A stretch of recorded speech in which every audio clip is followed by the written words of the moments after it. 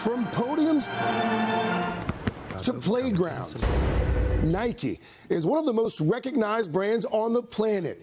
Just like you at the U.S. Open. Very good, Serena Williams. An athletic empire worth more than $60 billion. Its signature swoosh, a universal symbol of sport, style, and ambition. It's critically important that when we come to the office every day, we come with an athlete mindset and we're here to serve them. Elliot Hill spent 32 years at Nike before retiring in 2020. Since then, the storied brand began to lose ground to competitors. Rivals like Adidas finding favor in fashion circles. Upstarts like Hoka and On Running innovating on the athletic scene. Craig, how are you? Good to see you. Hill was brought back as CEO in October 2024 to help right the ship at Nike. See some of the magic. And shareholders are watching closely as Nike stock has dropped in recent months. In a show of support, Hill personally bought more than $1 million of stock. What's happening at Nike?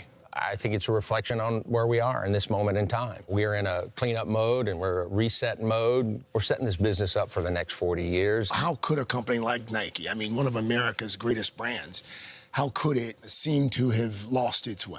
You know, I think there was a couple strategic shifts that happened that COVID didn't help. Where we make mistakes is when we forget that who we're serving. We're serving consumers, we're serving athletes. How has the business changed? The consumer's certainly more connected today, digitally. Trends seem to be moving a little faster to me than they did in the past.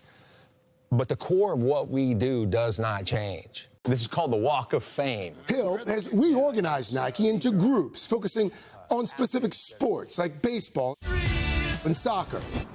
There's also a renewed focus on innovation with its state-of-the-art sports research lab. New innovation called the AeroFit. It's clear that they're betting big on this summer's World Cup, co-hosted here in the U.S. How many teams do you guys sponsor? We have 12 teams. The changes have brought some difficult trade-offs, including layoffs and a shift in pricing. How do you square the fewer sales with the affordability crisis that a lot of Americans are facing right now? In terms of affordability, it's something we watch all the time. And we've been really cautious and thoughtful about when and how we take price increases for our consumer. You said recently that tariffs are going to cost Nike about $1.5 billion this fiscal year. Where does that money come from?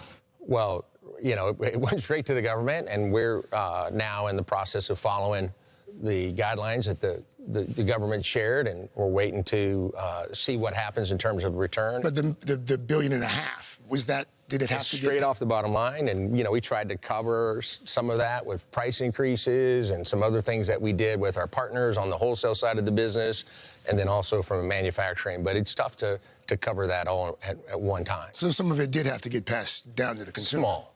But we were thoughtful about it. If you look at it, back to school, we didn't take any price increases because we wanted to make certain that we were thoughtful about the timing of those increases.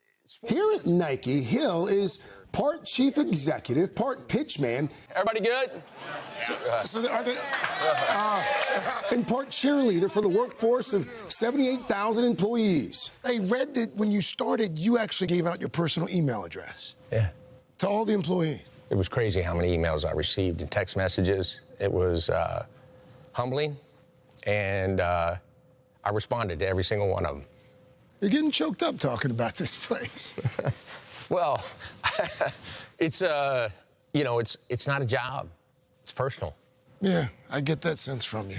Yeah. Is that why you came out of retirement, to turn it around? It's a place I care deeply about. What sparks inspiration for you? Human performance, athletes that somehow find a way to find another gear when it's needed inspires me like no other. To watch an athlete who already is great to find another level, that's what inspires me, human potential.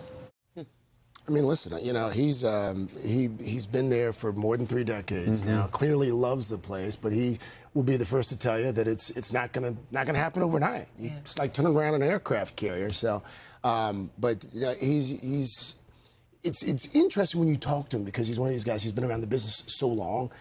he's like a historian. He's like a sports historian.